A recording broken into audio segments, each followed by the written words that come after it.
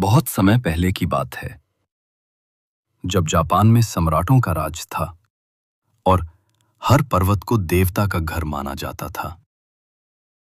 वो दौर था जब मंदिरों की घंटियां हर सुबह हवा में गूंजती थीं और लोग भगवान से डरते नहीं, बल्कि उनसे प्रेम करते थे। इसी समय जन्मी एक बच्ची, जिसका नाम रखा गया ताकी। वो जापान के सम्राट टेन्मो की पुत्री थी, यानी जन्म से ही एक राजकुमारी। पर उसे नहीं पता था कि उसका जीवन किसी परी कथा जैसा नहीं होगा, बल्कि एक ऐसी कहानी बनेगा जो त्याग और सेवा का उदाहरण बनेगी। बचपन की ताकी, छोटी ताकी बहुत अलग थी। जहां बाकी राजकुमारियां खिलौनों और गहनों से खेलतीं, वो मंदिर की घंटियों की आवाज सुनकर खुश होती। वो महल के बगीचे में बैठकर घंटों फूलों को देखती और कहती, इनमें भगवान रहते हैं। महल के लोग उसे अजीब समझते थे, पर उसके पिता सम्राट टेन्मो उसकी शांति देखकर मुस्कुरा देते थे। उन्हें लगता था ये बच्ची किसी बड़े उद्देश्य के लिए जन्मी है।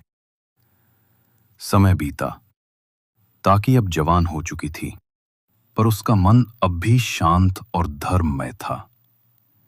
इसी बीच देश में एक बहुत पवित्र पद खाली हुआ। सायो, यानी सम्राट की ओर से भगवान की सेवा करने वाली पुजारिन। ये पद सिर्फ उन्हीं राजकुमारियों को मिलता था जो सबसे पवित्र, सबसे ईमानदार और सबसे शांत मानी जाती थीं।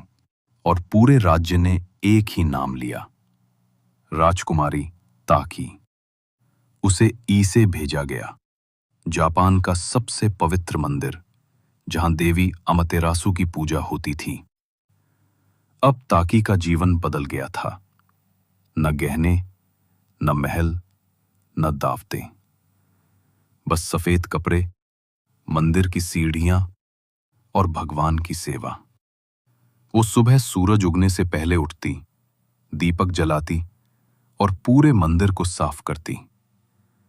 दिन में वो पूजा करती और रात को गरीब लोगों के लिए चावल पकाती। लोग कहते वो राजकुमारी है, लेकिन सच्चे अर्थों में एक संत है।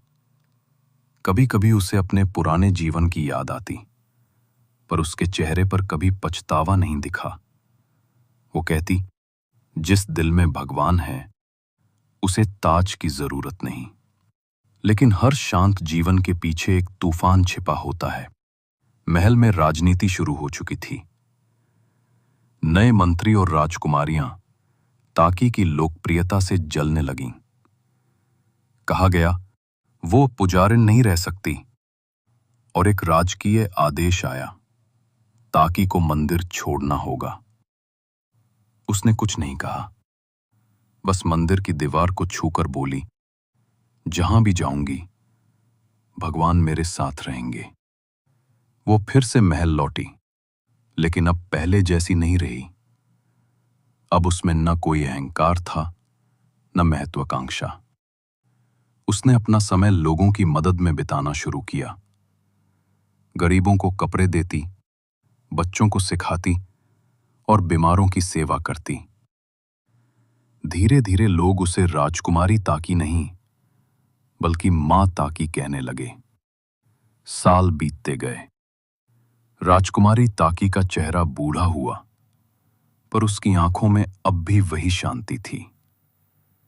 एक दिन जब सूरज ढल रहा था, वो अपने छोटे से बगीचे में बैठी, हाथ जोड़कर धीरे से बोली, मेरा जीवन पूरा हुआ। और उसी शाम वो हमेशा के लिए सो गई। लोगों ने उसकी याद में मंदिर के पास एक छोटा सा स्मारक बनाया। आज भी जब कोई वहां जाता है, तो हवा में हल्की घंटियों की आवाज सुनाई देती है, जैसे कोई अब भी भगवान से प्रार्थना कर रहा हो।